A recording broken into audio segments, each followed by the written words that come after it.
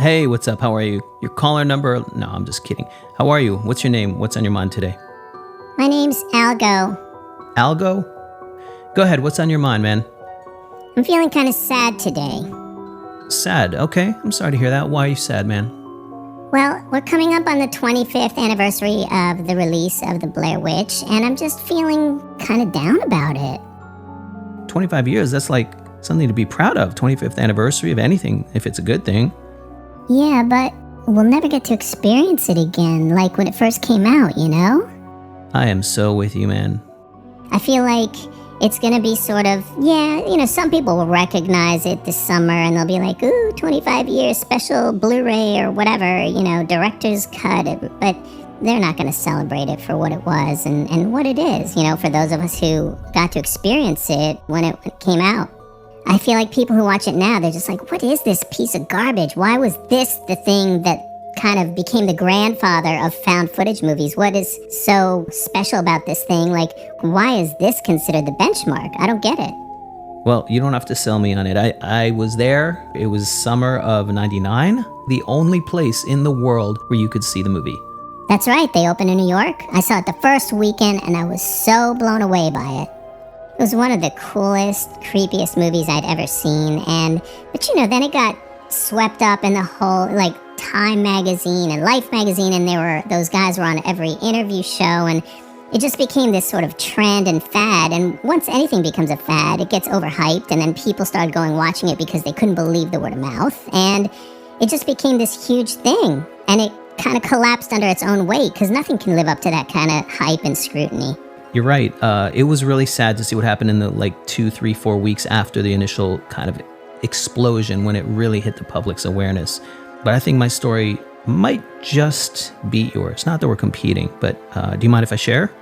No, go ahead. I love Blair Witch stories from the original, the OG audience, not from all the people, all the haters. I'm so tired of the haters. No, I'm not a hater.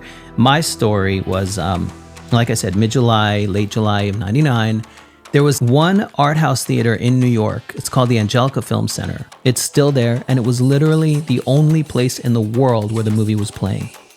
I had heard of this bizarre, weird little Sundance hit that came out. In fact, I remember a weird kind of thumbnail-size image of Heather's character in Variety magazine earlier that year.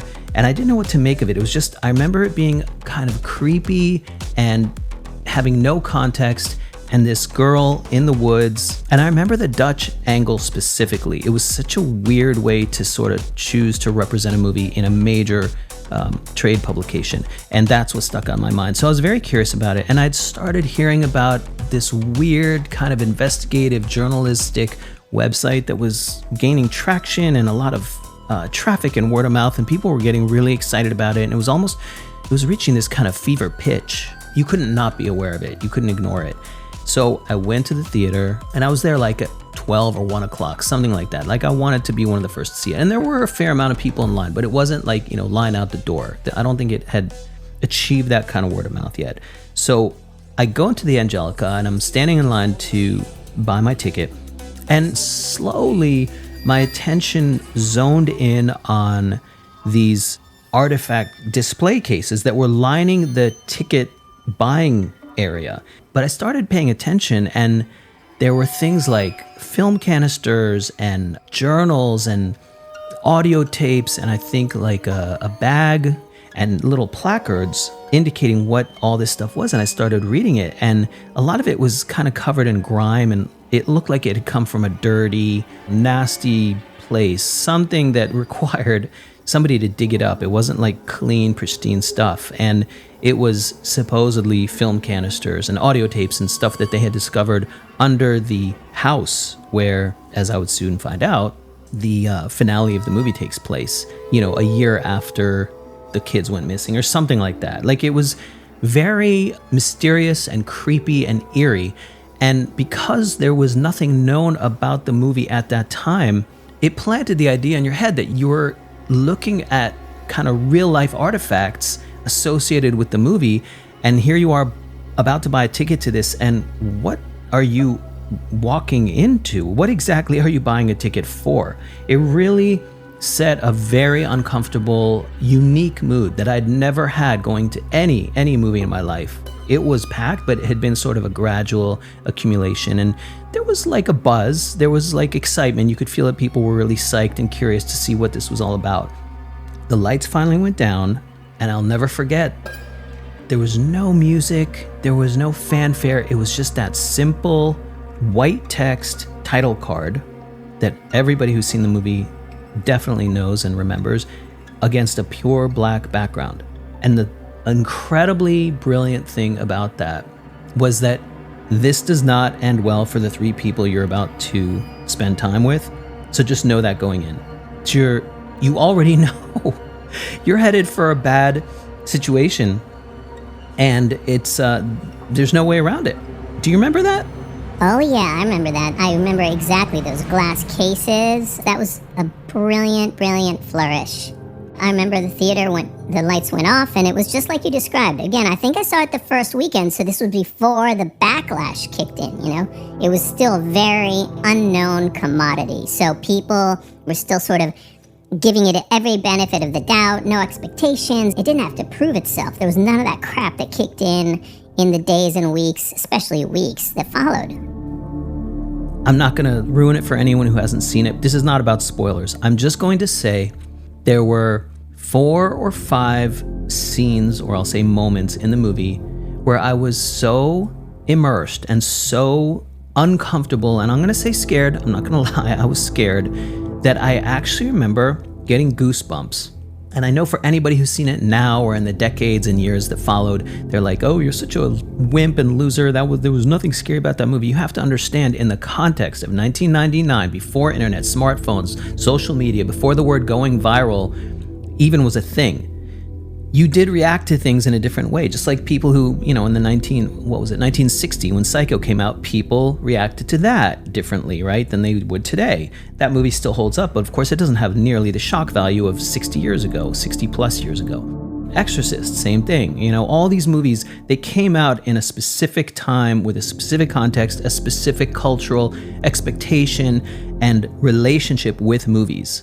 It just felt like the noose was tightening, like you were in a vice grip, and it just got slowly tighter and tighter and tighter, and was not going to let you go. And anytime you thought you were going to escape its grip, forget it. It would just remind you, nope, don't forget that opening placard.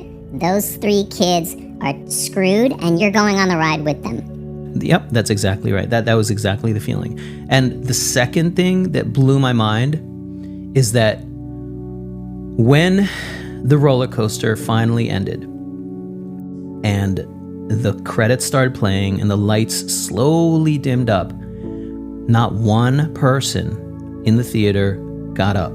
We had to sort of collectively catch our breath and decompress. It was so intense. And again, I know it's hard to understand that for a modern day audience, but it was so, you felt like you had just been through kind of like a snuff film. I mean, not that it's graphic, because it's notoriously not graphic, but the psychological impact of the cumulative moments in that movie and everything that they allow your imagination to envision and to conjure is really terrifying. You don't have to see The Witch. You don't have to see gore and bodily anything, disfiguring, dismemberment, body parts. There's none of that stuff. It's all about what's unseen, unshown, off-screen, heard but not seen. It's kind of out of sight but very much in mind is how they constructed that whole thing.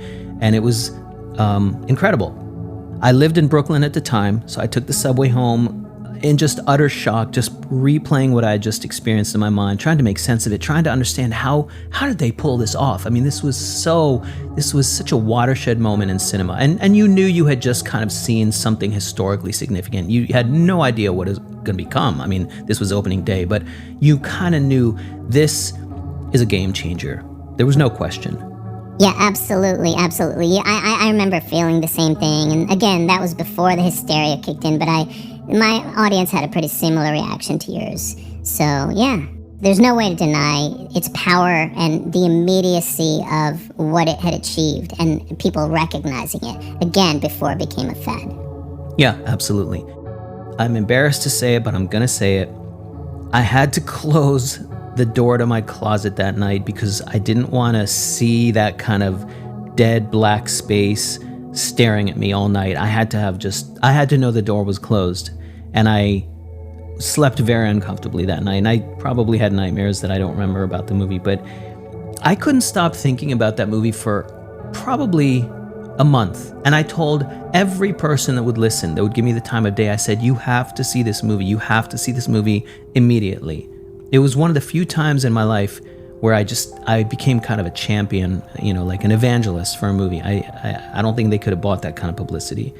Yeah, absolutely. And I think hearing you say all this, and you really bring me back in the way you tell the story. But I think Blair Witch is actually one of the most misunderstood movies that's ever been made.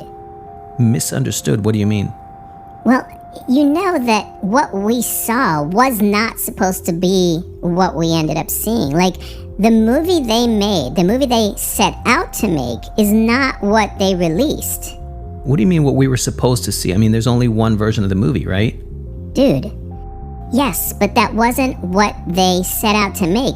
They shot all that fake documentary stuff, like with parents and friends and teachers and law enforcement and all the people who supposedly knew the 3 students and, interacted with them and gave their opinion of what they think happened and how they missed them and all the stuff about the project and how ambitious Heather was and all that stuff. That was the stuff that ended up being in the mystery or the myth of the Blair Witch or something. It was like a TV special, and it ended up being a really effective promotional piece.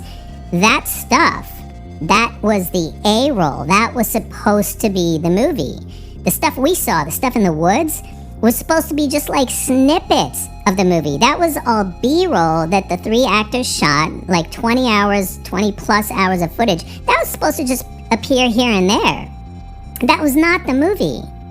I did not know that. I'm a little embarrassed. How do you know this to be true? Do the research. It's out there. The directors have said on record that they did multiple versions of the edit. And every time the test audience would give them comments and feedback, across the board they were saying, what's that stuff in the woods? That's really cool. That's exciting. Do you have more of that? We want more of that. We want to see more of that. And the directors slowly started shifting and polishing and refining. And over time, over many test screenings, they included more and more of the, quote, snippets. And people were consistently reacting positively to it and saying, yeah, man, keep it coming. This is the stuff. And slowly over a period of like a year of editing, the B-roll became the A-roll, and the A-roll went away. The A-roll became the promotional stuff on TV. That was supposed to be the movie. Can you imagine if the Blair Witch Project had been just the A-roll that was on the TV promo? Nobody would have wanted to see it. I mean, yeah, it would have had some kind of like, oh, it's a cute sleeper hit, whatever, 1 or 2 million, whatever. It wouldn't have become this $250 million gargantuan monster hit that just kind of plows over the world audience and just blows people away like it did. That was because of the B-roll becoming the A-roll. And that's what I mean by misunderstood. Nobody knows that, or very few. Yeah, I mean, hardcore fans know that, but you didn't know that, and you profess to know a lot about the movie. You didn't know a damn thing about that. Wow. No, you're right. I don't know what to say. Kind of shatters my sort of almost mythical appreciation for the movie. I guess even more brilliance to them, right? I mean, if they realized early enough in the process, while it was still a work in progress, that was the direction to go, that's a good thing, right? I mean, imagine if they had released the original, what you call A-roll version of the movie, we wouldn't be sitting here talking about it today. In fact, it wouldn't have even been the grandfather of the found footage genre, right? According to what you're saying. That's absolutely right. It would not have been, and something else would have come along, maybe Paranormal Activity or Wreck, the remake of, Quarantine, the remake of Wreck. One of those movies would have come out eventually, we think, but certainly Blair Witch opened the floodgates and gave every possible motive to aspiring filmmakers who wanted to embrace that genre to really give it a shot, because they realized, holy crap, it's commercially viable. And $250 million worth of viability on a, $35,000 production budget. I mean, it's ridiculous.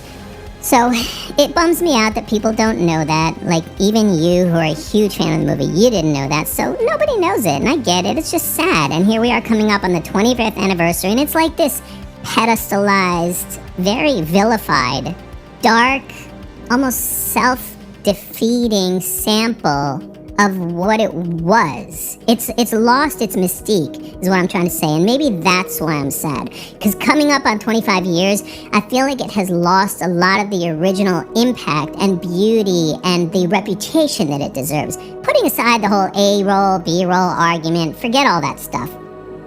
I yearn for the days when it was still kind of like the master accomplishment that it was in 99 and for several years after. I mean, people were talking about that thing non-stop, including me, a lot of my friends, and it's just a bummer.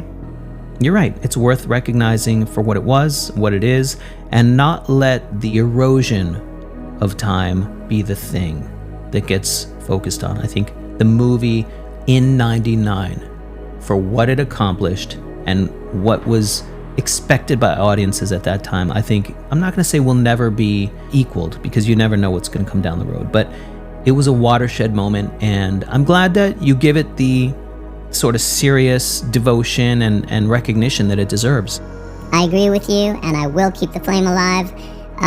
Thank you so much for giving me the time and the space to kind of vent a little bit and express my, I guess, nostalgia for the movie. And I'm so glad there's people out there that still care, you know, and I hope they don't fade away, and that we can connect again, you know, with each other over the film. Maybe something cool will happen for the 25th anniversary, like you said, and we'll have a chance to sort of relive some of the awesome vibes that we had.